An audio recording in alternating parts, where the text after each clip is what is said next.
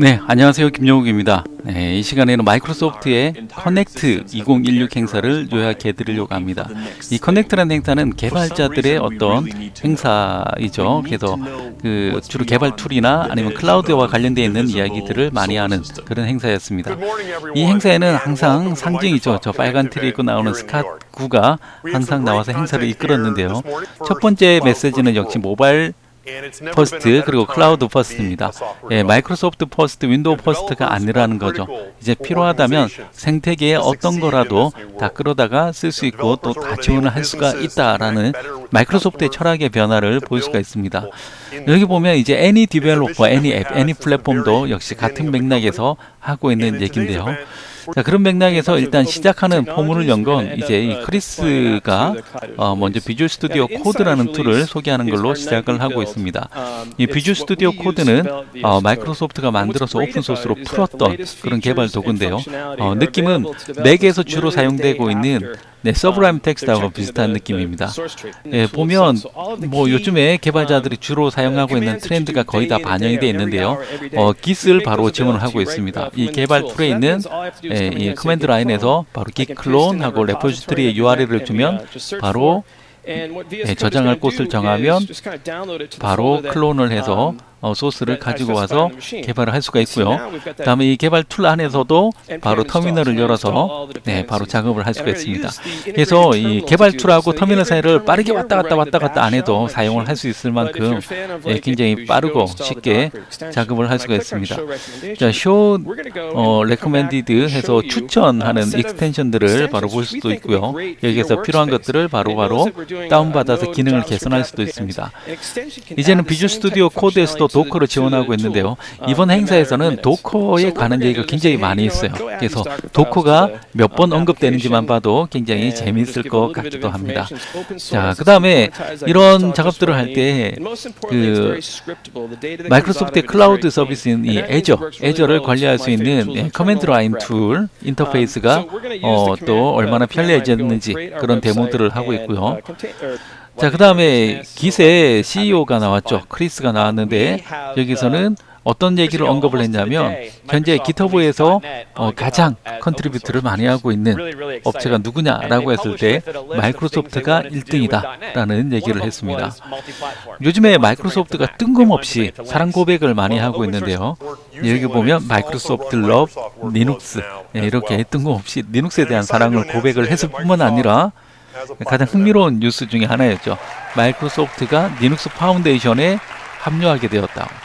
자, 정말 몇 해 전만 하더라도 뭐 아미니 어쩌니 얘기를 했었는데 이제는 사랑 고백을 하다가 아예 동거까지 들어간 것 같습니다. 자, 그 다음에 모바일에 대한 개발을 하기 위해서 필요한 것들이 기본적으로 네이티브 앱에 대한 지원, 그리고 빌드하고 테스트하고 배포하고 뭐 학습하고 다음에 인텔리전스 클라우드에 대한 지원이 필요하다라는 얘기를 하고 있는데요. 마이크로소프트가 올해 2월 달에 전격 발표했었죠.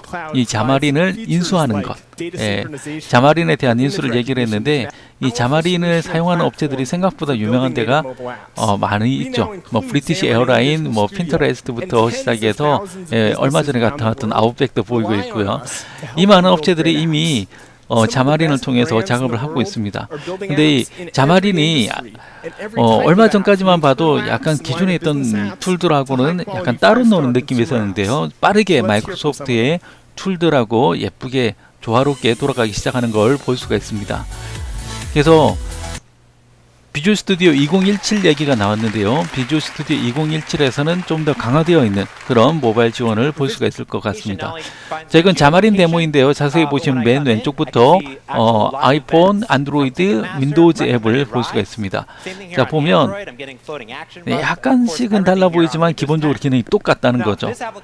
그래서 그렇게 된 이유 중에 하나는 기본적으로 이 세 가지 플랫폼을 하나의 UI로 100% 공유해서 쓸 수가 있다는 겁니다. 이렇게 100% 공유해서 쓰게끔 해주는 기능이 자마린 폼스라고 하는 기능인데요. 이 자마린 폼스 같은 경우에는 이때까지는 UI를 디자인을 했을 때 프리뷰가 지원이 안 됐어요. 근데 UI에 대한 프리뷰가 지원되기 시작했습니다.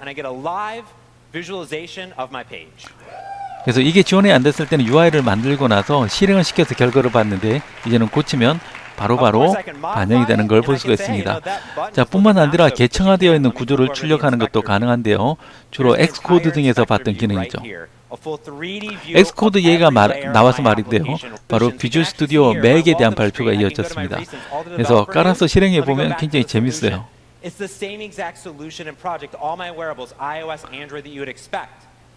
네, 여기 보면 이제 자마린 그리고 .NET 코어를 기반으로 한 클라우드 그리고 ASP.NET 뭐 개발 등등을 할 수가 있다라고 나옵니다.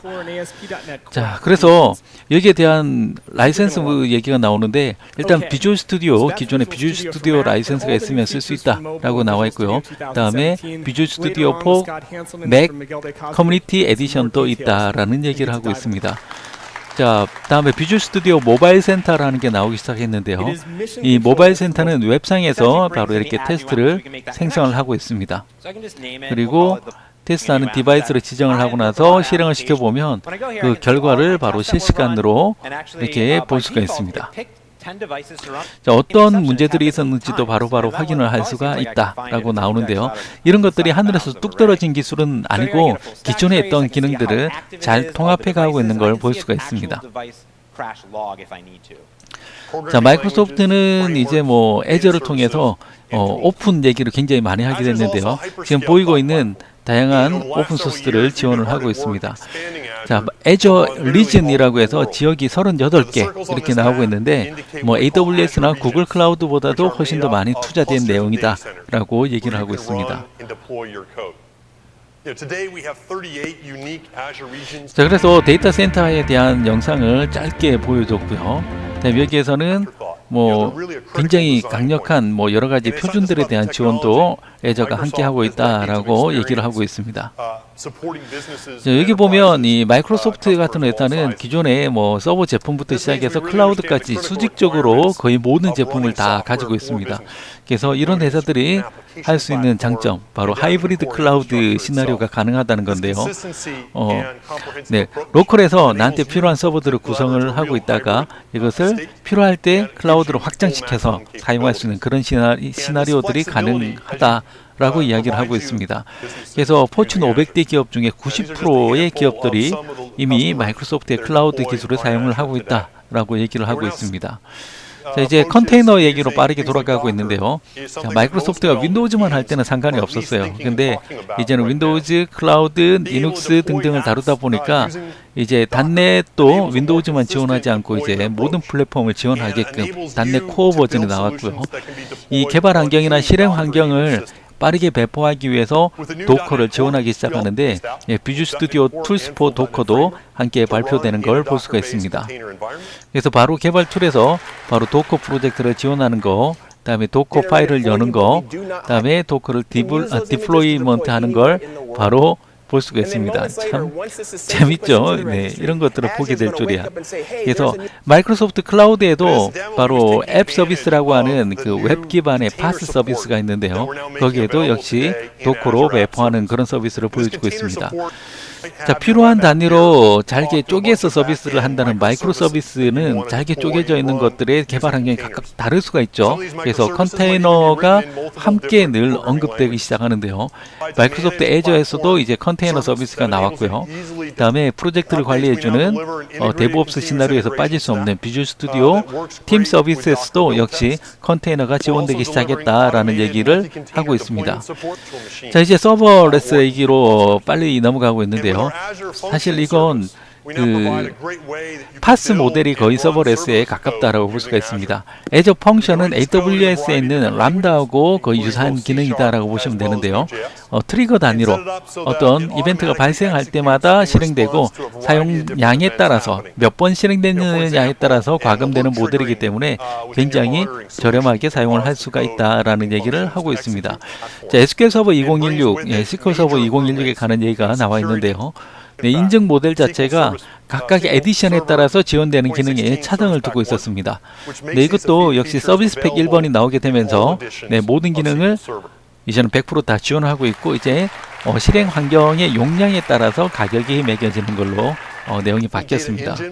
이제 SQL 서버도 리눅스에서 바로 실행이 가능하다라는 얘기를 하고 있고요. 다음에 마이크로소프트가 이제 어느 순간부터 데이터 얘기를 굉장히 많이 하기 시작했는데, 네, 애저 커그니티브 서비스라고 해서 인지 서비스가 제공되고 있습니다. 간단한 데모가 나왔는데요.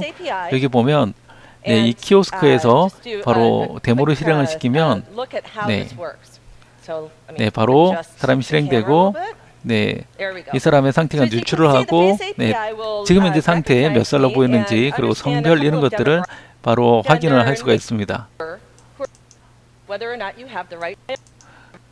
자, 그 다음에 여기에다가 사람의 얼굴을 이렇게 추가를 했어요. 네, 자기 얼굴을 추가했고, 자, 사진을 추가했으면 이제 이 사진을 통해서 네, 지금 앞에 있는 사람이 누군지를 바로 비교를 해서 나오는 거죠. 그래서 다시 네, 실행을 시켜보면 내가 누군지 바로 알아보기 시작하는 거죠. 네, 그래서 이 커그니티브 서비스는 바로 여러분들이 사용할 수 있고, 그리고 웹 기반이기 때문에 굉장히 재밌게 사용할 수 있는 서비스다라고 이야기를 하고 있습니다. 다음에 봇 서비스에 대한 얘기도 나오는데요.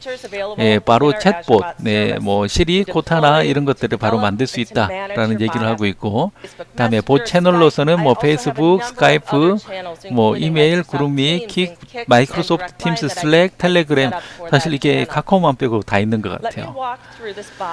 자, 여기까지 설명을 하고 나서 바로 스캇 henselman으로 넘어가고 있는데요. 스캇 henselman은 재밌는 데모들을 많이 하고 있죠. 그래서 유닛 테스트에서 보면 현재 테스트된 상태에 따라서 앞에 마크가 뭐 체크 X 일자 이렇게 나오는 걸 볼 수가 있고요. 그 다음에 어떤 에러 메시지를 굉장히 좀 더 예쁘게 보여줄 수 있는 기능이 추가되었다. 그리고 해당되는 이 클래스를 참조하고 있는 게 이 프로젝트의 어디냐라고 해서 find all reference를 써보면 이렇게 예쁘게 전체 모양을 볼 수가 있습니다. 자, 비주얼 스튜디오 2017에 관한 얘기가 나오는데요. 네, 이 얘기를 하면서 비주얼 스튜디오 4 맥에 대한 얘기를 다시 한번 강조를 하고 있습니다. 자, 데모를 보면 일단은 그 안드로이드 iOS 그리고 클라우드 서비스인 모바일 앱 서비스를 동시에 놓고 개발을 하는 걸 볼 수가 있고요. 그다음에 안드로이드하고 iOS의 공통적인 뭐 보면 헬퍼, 다음에 인터페이스 모델, 다음에 각종 서비스와 관련되어 있는 부분들은 여기 공통, 그러니까 쉐어드 프로젝트 안에 다 구성을 하고 있는 걸 볼 수가 있습니다. 이 안에서 보면 iOS에 이렇게 스토리보드까지 예쁘게 지원하는 걸 볼 수가 있고요. 다음에 .NET 코어 데모를 바로 볼 수가 있는데, 자, 비주얼 스튜디오에서 실행할 수 있는 패밀리 보면 비주얼 스튜디오, 비주얼 스튜디오 포맷, 그리고 비주얼 스튜디오 코드 이런 것들이 있다. 그래서 뭐 재밌다 이런 얘기를 하고 있습니다. 자, .NET은 이제 어디에서나 실행할 수 있는 플랫폼으로 성장을 했는데, 이 .NET 코어 버전 같은 경우에는 그러니까 외부에 있는 커뮤니티 유저들이 60% 이상 코드에 네, 기여하고 있어서 감사하다라는 얘기를 하고 있습니다. 자, 이제 .NET 에코시스템 얘기로 넘어가고 있는데요. 이제는 대놓고 리눅스 나오고 있습니다. 유니티, 자마린, 그리고 안드로이드 iOS까지 .NET 에코시스템이 하나다. 근데 여기 보면 갑자기 삼성이 나오고 있습니다. 이 삼성이 나온 이유 중에 하나는 바로 .NET 코어가 타이젠에서 실행될 수 있는 모델을 발표하기 위해서였는데요. 같이 비주얼 스튜디오 툴스 포 타이젠도 함께 발표되는 걸 볼 수가 있습니다. 자, 오글거리지만 네, 아무튼 삼성 관계자 함께 나와서 네, 우리 재밌게 작업하고 있어요 라고 얘기를 하고 있고요. 그 다음에 타이젠 코드를 바로 실행시키는 데모를 볼 수가 있습니다. 그래서 타이젠 에뮬레이터에서 바로 실행을 볼 수가 있고요. 그 다음에 기어 워치에서 바로 실행되고 있는 걸 볼 수가 있습니다. 그리고 타이젠 TV 등등을 지금 시연을 하고 있는데, 자, 이게 텔레비전이에요. 와우, 집에 하나 있었으면 좋겠는데. 자, 그리고 이날 두 번째로 핫한 뉴스 중에 하나였던 구글이 이제 .NET 파운데이션에 가입을 했다라는 걸 함께 발표를 했습니다. 정말 재밌죠. 자, 그래서 이제 .NET 코어는 뭐 크로스 플랫폼을 지원하고 있고 가볍고 오픈소스이고 빠르고 뭐 여러 가지 장점들을 얘기를 하고 있고, 이날 .NET 코어 1.1 버전에 대해서 네, 새로 발표를 했습니다. 1300개 이상의 새로운 API가 공개가 되었다라고 이야기를 하고 있습니다. 그래서 이와 관련되어 있는 설명들은 이제 거의 다 이날 발표가 됐고 지금 바로 다운로드를 받을 수가 있습니다. 자, 이날 첫째 날 키노트 내용들이었는데 굉장히 많은 내용들이 빠르게 넘어갔어요. 그래서 이 내용들을 보면 내년 4월 달에 빌드 컨퍼런스가 얼마나 더 흥미진진할 건지 미리 엿볼 수가 있었던 것 같습니다. 일단 제 요약은 여기까지 하도록 하겠습니다. 네, 감사합니다.